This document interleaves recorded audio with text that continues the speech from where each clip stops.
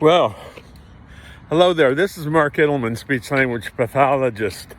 And this particular video is called The Art of Conversation. Now, art of conversation is definitely an art. It's an ability to interact with another person. It's an ability to share information with someone else. It's the ability to ask a person a number of questions about themselves, or about their history, or their family, or their occupation, or their profession, or their opinions about something. So a conversation is a very important skill that is especially important for those with aphasia to be able to learn how to converse again. Now, just briefly, I'd like to share with you a story about a friend of mine by the name of Joe. And Joe was at a particular RV park where we were, and he was a very interesting person. Now, what was interesting about him? Well, what was interesting about him was that whenever you would see Joe, you would see him conversing with someone.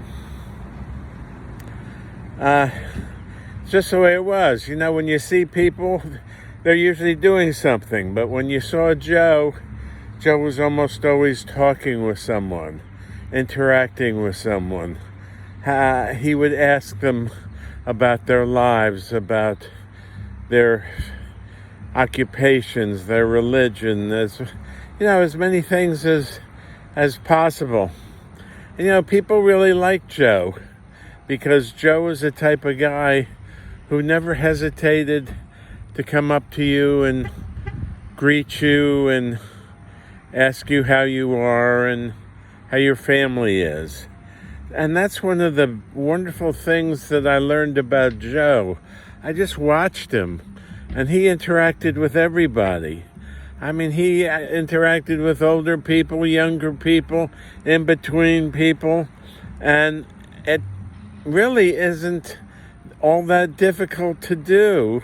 It takes, first of all, having an interest in another person, and number two, it takes the ability to get into a conversation and to formulate questions for that person, and to ask that person questions about what interests them.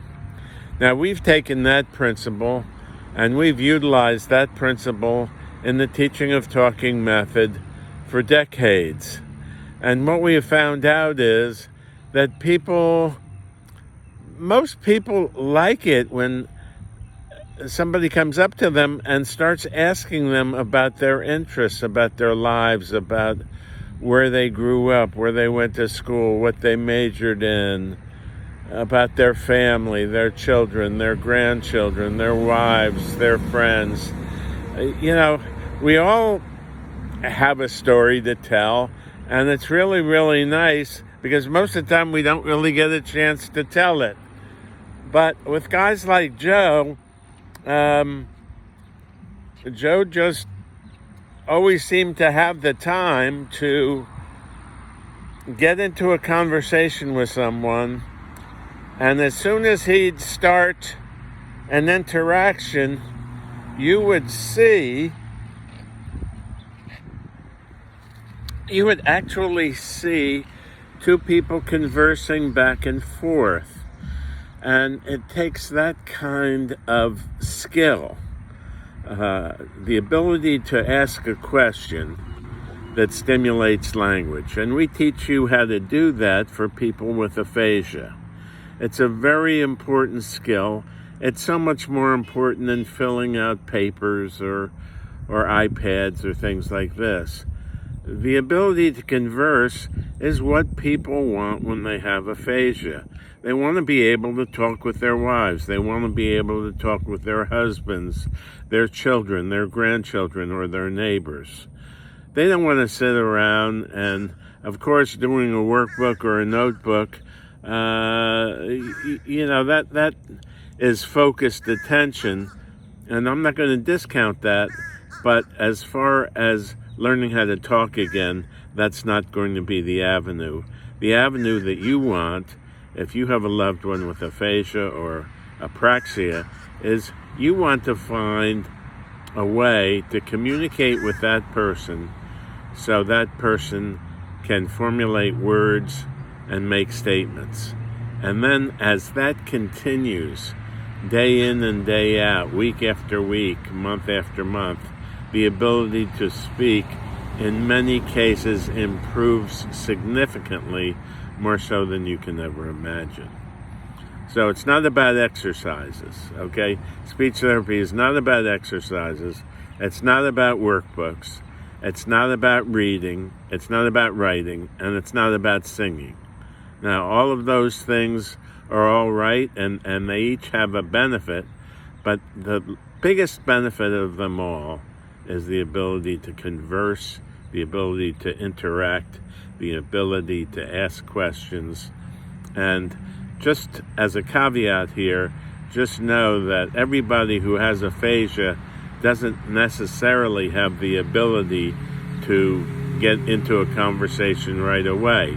Because if they have apraxia, they're going to need to learn how to move the tongue and the lips and the throat to formulate the speech sounds. And for many, that's a rather in-depth, very intense process, which is very successful if you know how to do it. And it takes understanding phonetics, phonemes, phonology, and it takes the understanding of language. Many people think that all you have to do is teach them how to sing or something like that, but that just doesn't do the trick. So, this is Mark Edelman talking about the benefits of conversation and how you can use conversation to help people with aphasia. If you have apraxia, you need to use a different method to address motor speech before working on the conversation. So this is Mark Edelman. If you like this video, please give us a thumbs up. And we hope that you'll check out the information below this video, which will give you a bunch of links so that you can find out more information about how to get in touch with me, about our products, about our books to help people with apraxia and aphasia, and as well our training courses that will train you how to help those with aphasia or apraxia. So, we hope you have a great day today. Okay, so have a good day, a good week, a good month, a good year, and of course, a good lifetime. Bye-bye now.